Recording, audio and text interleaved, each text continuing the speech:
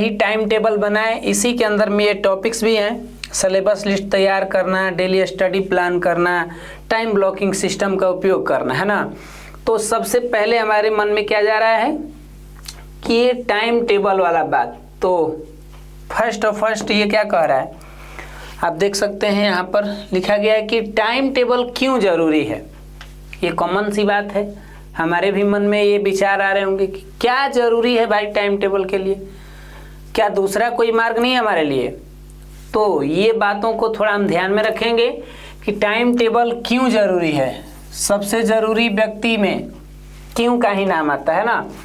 जिसका क्यों पता हो जाए वो और भी कई तरीक़ा से अपना क्या कैसे भी पता कर लेगा।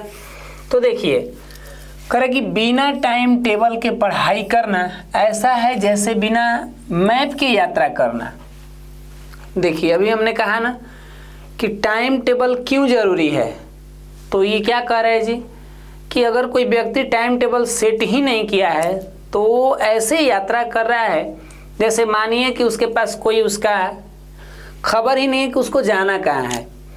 जिस व्यक्ति का मंजिल ही नहीं पता वो व्यक्ति किधर जा सकता है बताइए। इसमें भी कह रहा है कि मैप, हम लोग कभी कभी किसी शहर में, अनजान शहर में जाते हैं तो कई बार गूगल मैप का हेल्प लेते हैं कि हमको यहाँ जाना है, और भाई वो सपोर्ट करता है, वाकई में वहाँ तक पहुँचाने में मदद भी कर देता है। तो हमको ये डेस्टिनेशन तय करना होता है कि हमको इस जगह पे पहुँचना है।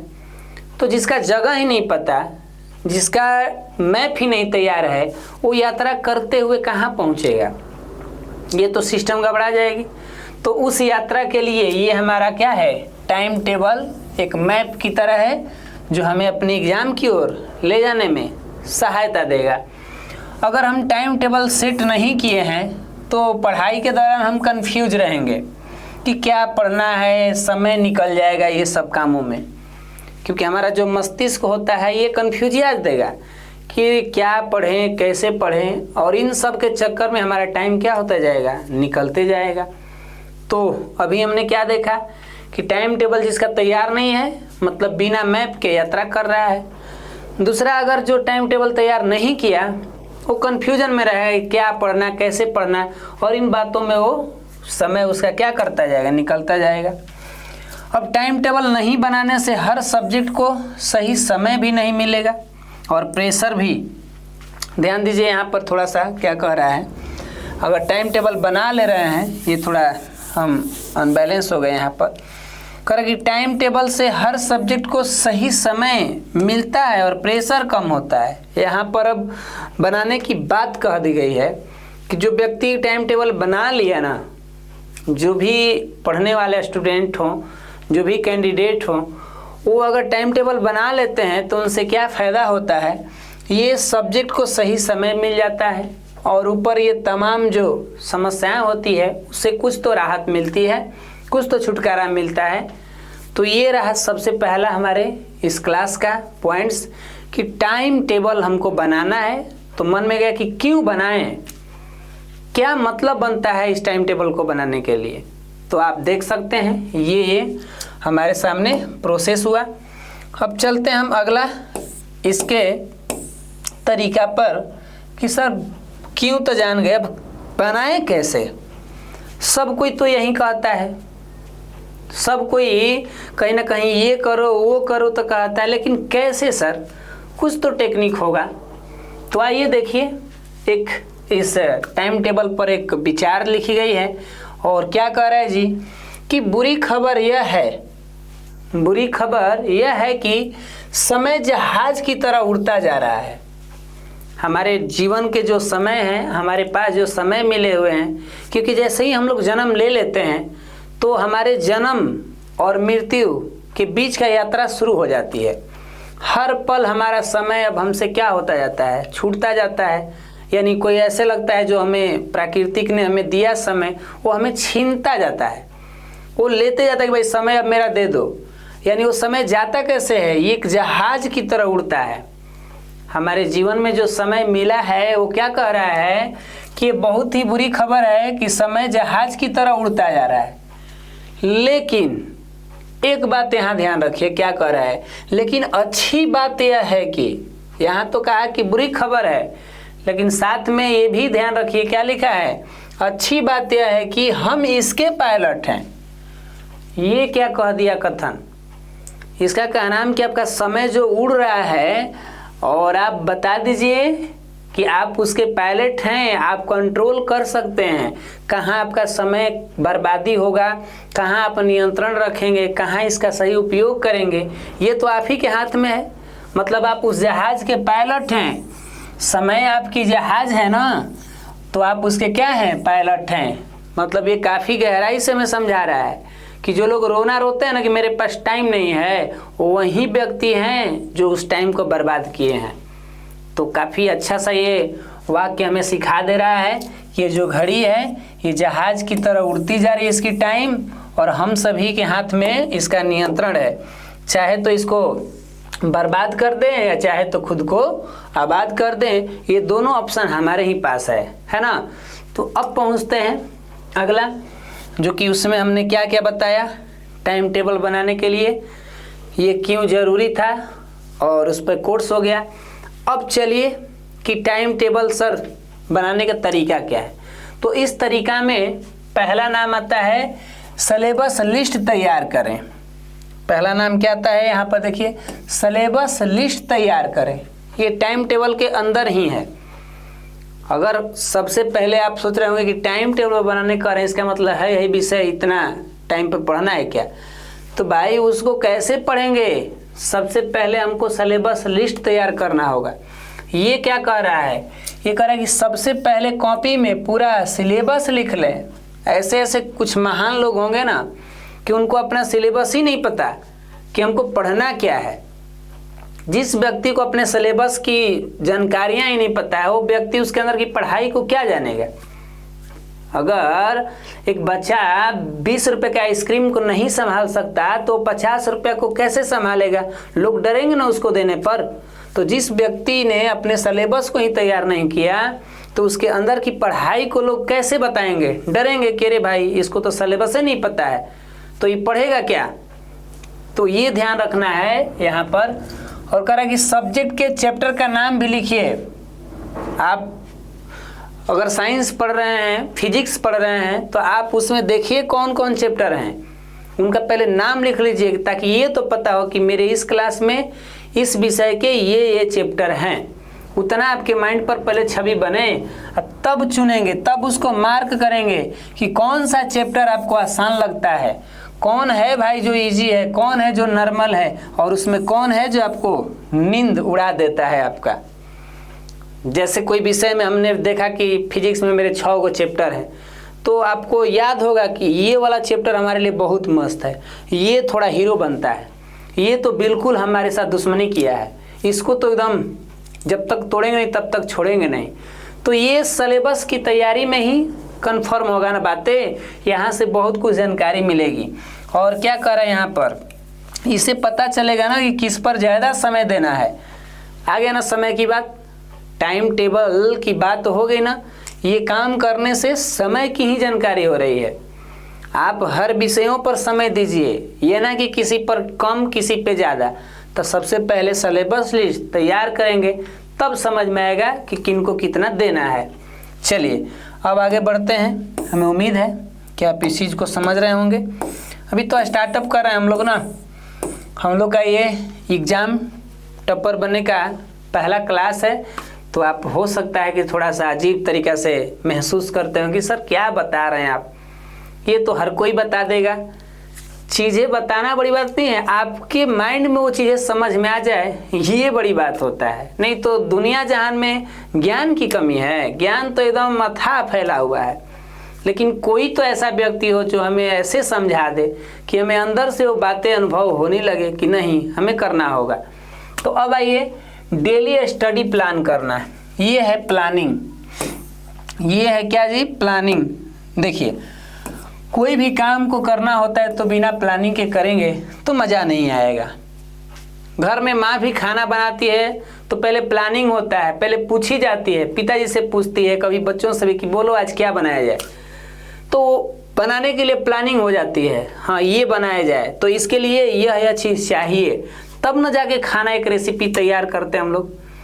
तो इस तरीका से भी पढ़ाई में भी कुछ वही गुण है।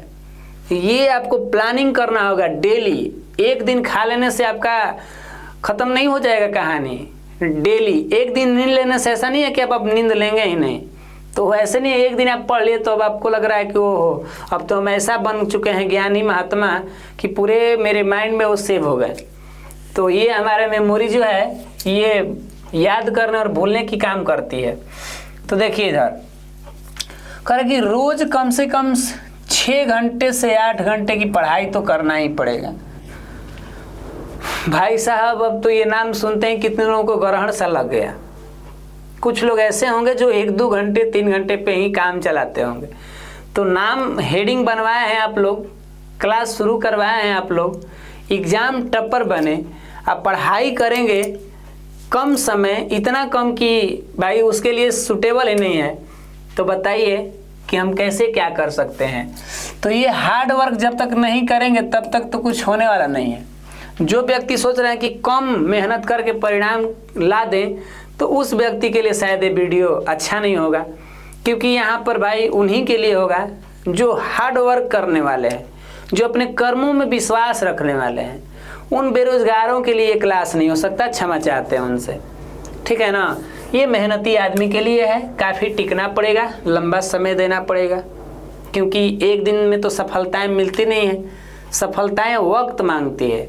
और कुछ ऐसे लोग होते हैं जो वक्त नहीं देते हैं और सोचते हैं कि हम सफल हो जाएं। तो ये उनकी मानसिकता है, उनका भ्रम है।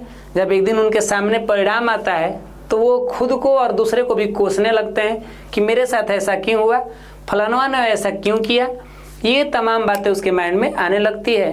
लेकिन एक बात उसे नहीं समझ में आता कि सफलताएं वक्त मांगती है और वक्त हर कोई नहीं देता, वही देता है जो उसके प्रति लगा रहता है। तो आइए आगे बढ़ते हैं हम लोग।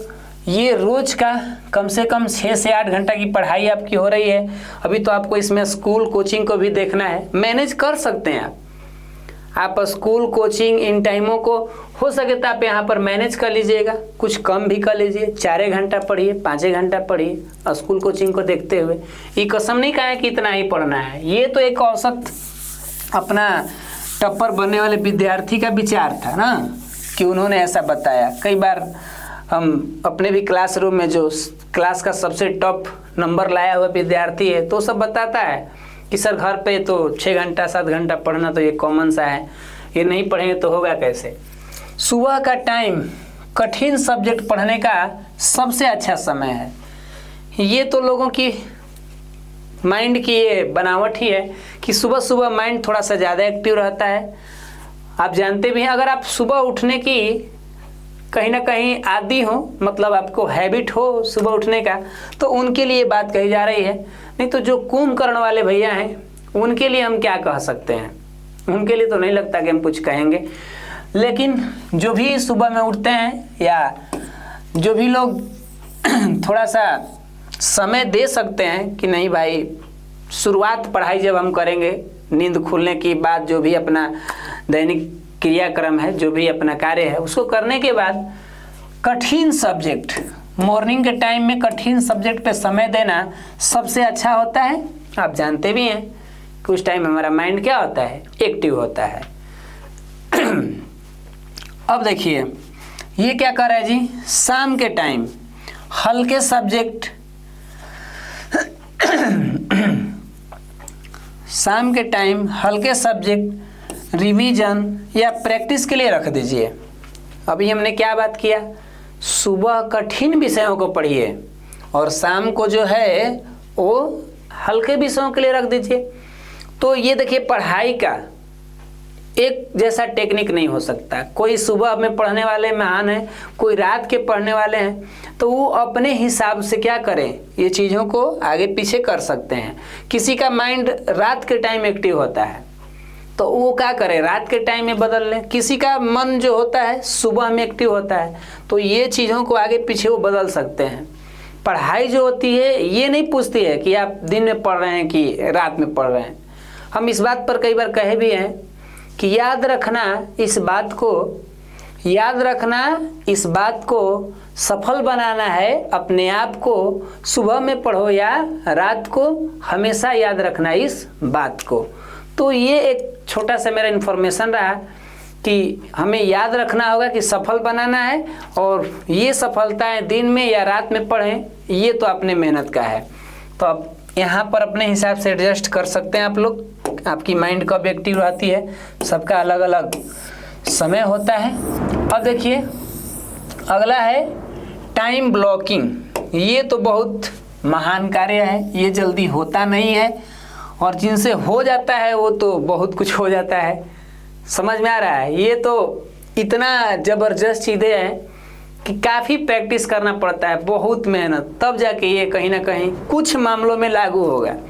मेरे साथ तो बहुत, कितनी बार हम इसके साथ झगड़ा लड़ाई किए, मतलब इस काम के साथ बहुत झगड़ा लड़ाई हुआ अपने से, लेकिन फिर भी आज भी जो है 100% तो नहीं हो सकता है ये बात। हाँ, जिन लोगों के पास इतना डिसिप्लिन है, जो लोग भाई अपने आप को उस तरह से ढाल लेते हैं, उनका नाम तो दुनिया में महान हो जाता है। लेकिन पढ़ाई के दौरान 50% इस टाइम ब्लॉकिंग सिस्टम का उपयोग कर ले हम लोग, उतना तो कर लेंगे हम लोग, है ना, उतना तो कर ही लेंगे। ये क्या कहता है, अपने सिलेबस के अनुसार हर सब्जेक्ट को टाइम दें। ये बात तो सर सही लग रही है कि अपने सिलेबस के अनुसार हर सब्जेक्ट को टाइम दें। मान लीजिए कि आप जो हैं एक पेरेंट्स हैं, एक माता पिता की तरह हैं, और जितने भी सिलेबस है वो आपके पुत्र या संतान है, तो क्या सोचते हैं आप, किसी संतान के साथ आप अनहोनी, किसी संतान के साथ आप ऊंच नीच, इग्नोर करना, बड़ा छोटा समझना, ऐसे करेंगे क्या? अगर इस तरीक़ा से कर रहे हैं तो इसका मतलब उस संतान के मन में भी आपके प्रति कुछ निगेटिविटी तो जाएगा, उसको भी लगने लगे कि ये हमारे जो पेरेंट्स हैं ये हम पर ध्यान नहीं देते, इसका मतलब इनसे और मेरे से कुछ गड़बड़ी है। तो ऐसे ही सब्जेक्टों के साथ है, जिन विषयों पर आप लापरवाही करेंगे, जिन विषयों पर आप समय बढ़िया से नहीं देंगे, वो विषय भी आपके प्रति वैसा ही ध्यान रखेगा, मतलब उस विषय में आप वैसे ही हो जाएंगे। न्यूटन का तीसरा नियम, प्रत्येक क्रिया के बराबर एवं विपरीत प्रतिक्रिया होती है। आप पहले ही एक विषय का प्रतिक्रिया मन में कर लिए कि ये विषय मेरा ठीक नहीं है, खराब है, तुम बढ़िया नहीं हो, तुमको नहीं पढ़ेंगे, तुम्हारे अंदर थोड़ा भी समझदारी नहीं है, मेरे को क्यों नहीं समझ में आते हो, ये तमाम बातें उसको कहेगा। और लास्टली में वो विषय भी उसके साथ कहेगा कि चलो तब अब हम हो गए, जब तुम हमको इतना ऐसा ऐसा बात कह दिए हो तो मान लो कि हम ऐसा ही हैं। और इस तरीक़ा से व्यक्ति का कहानी उस विषय में गोल हो जाएगा। तो देखिए ये है आपका टाइमिंग और ये है आपका सब्जेक्ट या वर्क। आप अपने हिसाब से अपना जो भी है आपके विषय, आप समझ रहे हैं ना, ये कुछ भी हो, साइंस हो, इंग्लिश हो, संस्कृत हो, हिंदी हो, जो भी आपके विषय हैं, उन विषयों को पहले लिखिए कि मेरे पढ़ने वाले ये विषय हैं, और तब अपने काम को देखते हुए, अपने घर परिवार, अपने कोचिंग स्कूल को देखते हुए सारा चीज़ को एक जगह रखिए और पता करिए कि कौन कौन ऐसा समय है जहाँ पर मुझे कोई बढ़िया से परेशान तो ना करे। बढ़िया से का मतलब समझ रहे हैं ना, घर पे बहुत बढ़िया से परेशान की जाती है, आपको ज़्यादा टेंशन भी नहीं होता है, आपका समय बर्बाद हो जाते हैं।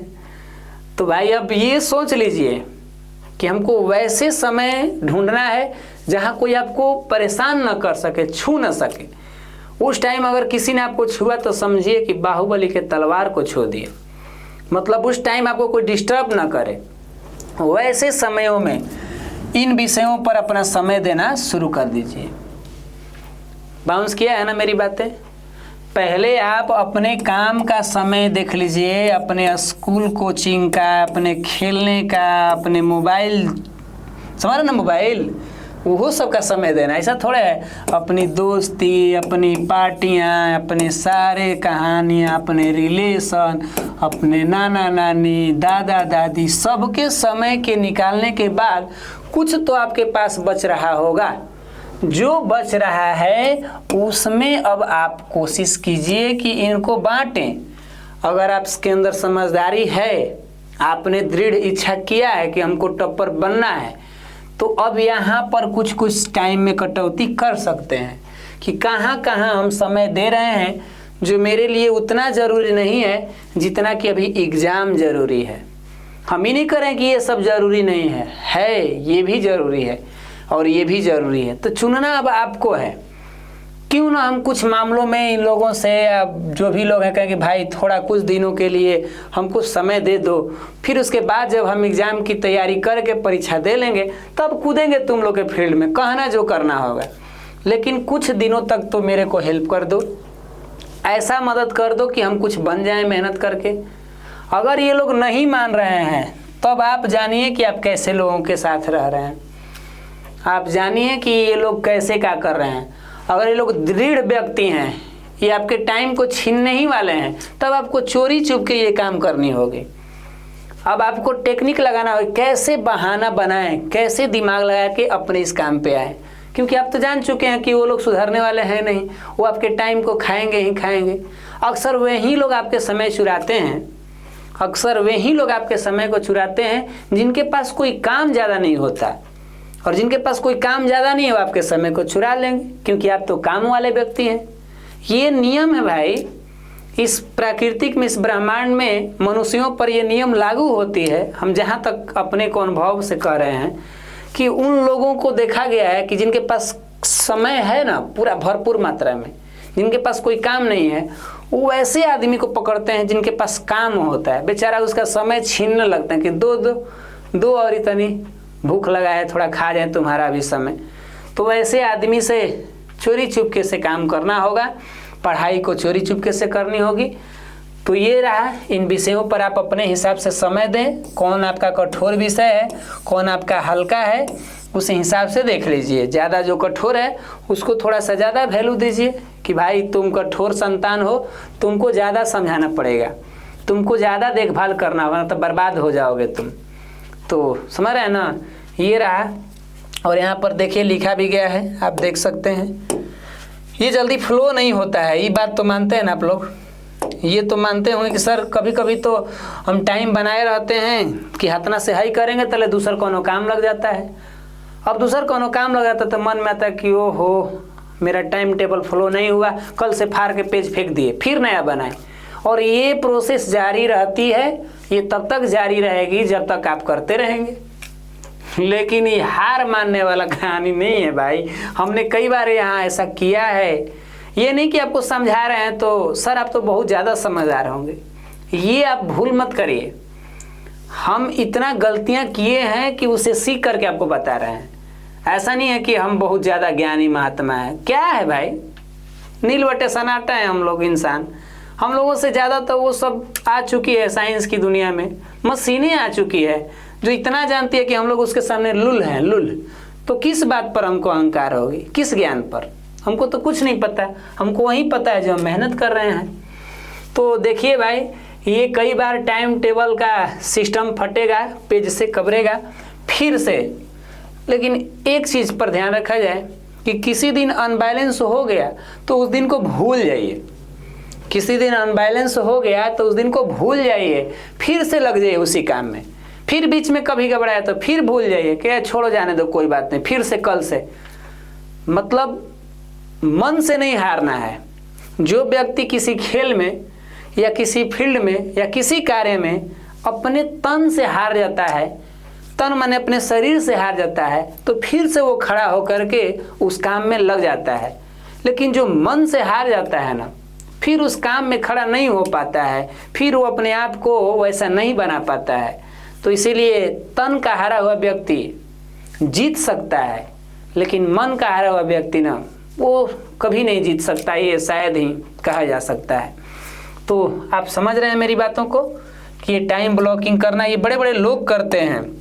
दुनिया के बिलियनियर लोग, मिलीनियर के जो ऊपर होते हैं ना, वो बिलियनियर लोग इसका उपयोग करते हैं। उनका समय बहुत कीमती है, रुपयों से भी ज़्यादा कीमती है। और अब चलते हैं हम लोग थोड़ी से इस मशीन, जो शरीर रूपी ये मशीन है, इसको इतना खटाएं हम लोग, तो थोड़ा इस पर तो ध्यान देना है ना। क्या है भाई ध्यान? ब्रेक का ध्यान रखना। ये वही ब्रेक है, ये वही ब्रेक है जो किसी गाड़ी में लग जाए तो उसे रोक देती है। लेकिन हमको यहाँ डिस्क ब्रेक नहीं मारना है, यहाँ हमको थोड़ा समय के लिए रुकना है। ऐसा ना हो कि आप पूरे समय के लिए रोक दीजिए, तब तो ख़त्म हो जाएगी कहानी। ये क्या करें, लगातार ज़्यादा देर तक ना पढ़ें, समझ रहे हैं ना। कोई भूतों वाली पढ़ाई करते हैं, जब वो पढ़ना शुरू करेंगे तो कहेंगे कि अब तो हम इतना पढ़ेंगे कि पता नहीं कितना पढ़ेंगे। तो महान आदमी ऐसे मत किया जाए कि एक हाली पूरा 6 महीना पूरा 1 सप्ताह के पढ़ाई करें, आप पूरा अगला बार पढ़बे मत करें। तो ऐसा कौन सा काम है? ये क्या कह रहा है? ये कह रहा है कि लगातार ज़्यादा देर तक न पढ़ें वरना दिमाग थक जाता है। ये कपार के अंदर जो बैठा है ना हीरो, ये कहता है कि ज़्यादा मेरे को काम दोगे ना तुम लोग तो आता माजी सटक ले। हम कभी कभी थक भी जाते हैं, उस कंडीशन में मेरे को क्या चाहिए भाई? रेस्ट चाहिए। और ये बात आपको भी समझनी होगी और ये बात तो हमको भी समझनी होगी, क्योंकि हम भी तो एक कुछ ना कुछ तैयारी करने वाले व्यक्ति हैं, है ना। तो हम भी कभी कभी रेस्ट लेते हैं। और ये रेस्ट कैसे लेना है देखिए, करें कि 40 से 50 मिनट की पढ़ाई करिए और बाद में 10-15 मिनट का ब्रेक ले लीजिए। कौन इतना भारी भरकम काम कर देना है? एक खाली पढ़ने बैठे 40-45 मिनट पढ़ लिए, ठीक है, फिर 10-15 मिनट का ब्रेक लीजिए। ब्रेक मतलब रुकना, आराम करना। और उसमें करेंगे क्या? उसमें ब्रेक में फ़ोन का भाई यूज मत करिए, क्योंकि फ़ोन ये तो जादुई मशीन है। फ़ोन इस दुनिया का वह जादुई मशीन है जो कहता तो है कि थोड़ा सा समय दे दो मेरे को, और जब आप उसके पास जाते हैं तो ऐसा जादू दिखाता है कि कितना समय आपका ले गया वो बाद में खबर आता है कि मेरा इतना समय चला गया। बाप रे बाप, हम तो शुरू किए थे 5-10 मिनट के लिए, तो कई घंटा गुजर गया। तो इस दुनिया का वह जादुई मशीन जिसे हम फ़ोन कहते हैं, ये समय ऐसे चुराता है, ये समय ऐसे चुराता है कि इसके सामने बड़े बड़े चोर भी फेल हो जाएंगे। वो लोग भी फांसी लटका के मर जाएंगे अपने आप को कि भाई ये समय चुराने वाला कहाँ से ऐसा यंत्र बना दिया गया, ये मनुष्यों ने कैसा खोज कर दिया। तो आज के दुनिया का ये सबसे चोर व्यक्ति बन चुका है। ये सामान्य और महान ये दोनों बनाने की स्थिति में है। या तो आपके जीवन को सामान्य बनाकर ही छोड़ देगा, या तो आपके जीवन को महान भी बना देगा। ऐसा ये आज की जादुई मशीन है। करे उस टाइम भाई यूज तो करना नहीं है। आपकी इच्छा अगर कर रही है तो इसका मतलब कि आप इस इच्छा पे नहीं हैं। आपकी इच्छा कर रही है कि आप ऐसे गोल हो जाएं। स्ट्रेच करें। जब आप बैठे हैं पढ़कर 10-15 मिनट हो, थोड़ा सा ऐसे ऐसे कर सकते हैं, थोड़ा इस तरह से घूम सकते हैं, कुछ ऐसे कर सकते हैं। देखिए यहाँ पर एक महान जो है महारानी जी ये कर रही हैं, थोड़ा खुश भी लग रही हैं, ऐसे कर सकते हैं। साथ में कुछ पानी वानी पी लीजिए, छोटा सा वॉक कर लीजिए, हल्का टहल लीजिए, कुछ ऐसे ऐसे तनी मन आपका फ्रेश हो जाए। कुछ गाना भी गुनगुना लीजिए, समझ रहे हैं ना। कुछ गाना भी, अभी तो ये पहली मंजिल है, अभी से तुम घबरा गए, तो वहाँ पर माइंड में ये बात रिपीट होती रहेगी। और इस तरीक़ा से आप पहला आप क्लास किए, एग्ज़ाम टॉपर बनने का ये पहला क्लास रहा। आप लोगों को अगर ये क्लास अच्छा लगा हो, समझ में आया हो, तो कमेंट कीजिएगा कि सर नेक्स्ट क्लास बनाइए, मतलब नेक्स्ट क्लास लीजिए एग्ज़ाम टॉपर बनने वाला। तो हम पूरी तरह से इस पर अपना अगला क्लास को भी लेकर आएंगे। तो चलिए मिलते हैं आप सभी से आने वाले क्लास में। तब तक के लिए आप सभी लोग मस्त रहिए, स्वस्थ रहिए। जय हिंद, जय भारत।